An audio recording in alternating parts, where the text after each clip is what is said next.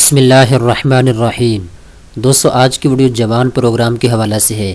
بہت سے ایسے لوگ ہیں جنہوں نے حکومت سے قرضے کے لیے اپلائی کیا تھا، فارم فل کیا تھا، ان کو کال آنا شروع ہو چکی ہیں۔ کچھ ایسے دوست ہیں جن کو قرضہ مل چکا ہے حکومت کی جانب سے۔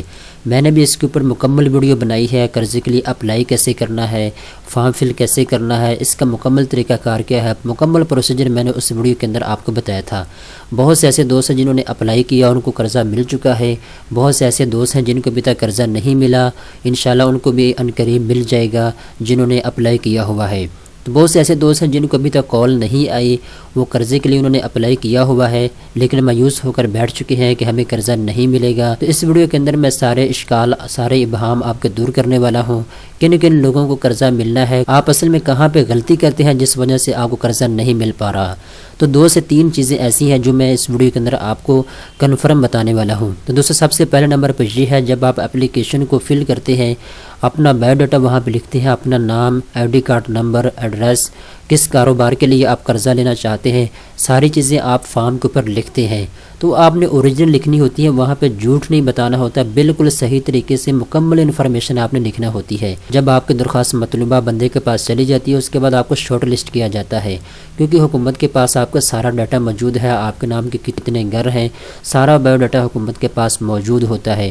اس کے بعد آپ کی درخواست جو ہے اس کو شارٹ لسٹ کیا جاتا ہے۔ اگر آپ واقعی مستحق ہیں تو آپ کا نام شارٹ لسٹ میں آ جاتا ہے۔ اس کے بعد دوستو آپ کو کال کی جاتی ہے، آپ سے کچھ چیزیں پوچھی جاتی ہیں۔ نمبر 1 پہ آپ کا نام اور آپ کس کاروبار کے لیے قرضہ لینا چاہتے ہیں اور آپ کہاں پہ رہتے ہیں، آپ کا ایڈریس کیا ہے۔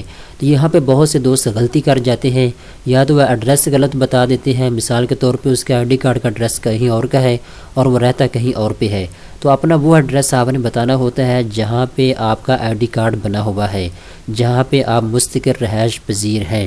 جہاں پہ آپ جاب کرتے ہیں وہ اپنے ایڈریس نہیں بتانا ہوتا۔ تو یہاں پہ بہت سے دوست یہ بھی غلطی کر جاتے ہیں، جس کاروبار کے لیے آپ نے قرضے کے لیے اپلائی کیا ہے، مثال کے طور پہ فوڈ کے لیے، یا پھر آپ کو کاروبار کر رہے ہیں اس کو بڑھانے کے لیے، جس کاروبار کے لیے آپ نے قرضے کے لیے اپلائی کیا ہے وہی کاروبار آپ نے بتانا ہوتا ہے اس نمائندے کو جو کہ آپ کو کال کر رہا ہوتا ہے۔ بہت سے دوست ایسے ہیں، انہوں نے فارم کے اوپر کچھ اور انفارمیشن لکھی ہوتی ہے اور وہ نمائندے کو کچھ اور بتا رہے ہوتے ہیں۔ بعد میں نمائندہ یہ پوچھتا ہے، بعد میں حکومت کا نمائندہ یہ پوچھتا ہے، آپ نے تو فارم کے اوپر یہ چیز لکھی ہے، مجھے اس کام کے لیے قرضہ چاہیے، ابھی آپ کچھ اور بتا رہے ہیں۔ تو یہ چند غلطیاں ہیں جو کہ آپ کرتے ہیں، اس وجہ سے پھر آپ کا نام جو ہے وہ لسٹ سے نکال دیا جاتا ہے۔ تو دوستو اگر آپ نے چیک کرنا ہو کہ میرا نام ابھی تک آیا ہے یا نہیں آیا شارٹ لسٹ میں، بہت سے ایسے لوگ ہیں جنہوں نے پہلے اپلائی کیا تھا نیشنل بینک کے اندر، ان کی لسٹیں لگ چکی ہیں، یا پھر آپ اس طریقے کے ساتھ بھی پتہ کر سکتے ہیں جو آپ کے ضلع کے اندر کامیاب جوان کا آفس موجود ہے، آپ وہاں جا کے بھی دیکھ سکتے ہیں، ان سے بھی پوچھ سکتے ہیں کہ میرا نام شارٹ لسٹ میں آیا ہے یا نہیں آیا، یا پھر آپ کال کا بھی ابھی انتظار کر سکتے ہیں، کیونکہ فیز 1، فیز 2، فیز 3، فیز 1 کے بہت سے لوگوں کو قرضہ مل چکا ہے، فیز 2 کے ابھی تک شروع نہیں ہوا۔ تو دوستو یہ چند ایک چیزیں تھیں جو میں نے آپ کو بتائی ہیں، اگر آپ ان کو پورا کرتے ہیں تو آپ کو بھی انشاءاللہ قرضہ مل جائے گا۔ دوستو میں امید کرتا ہوں کہ یہ ویڈیو آپ کو پسند آئی ہوگی۔ ویڈیو پسند آنے کی صورت میں چینل کو سبسکرائب کرنا اور ویڈیو کو لائک کرنا مت بھولیے گا۔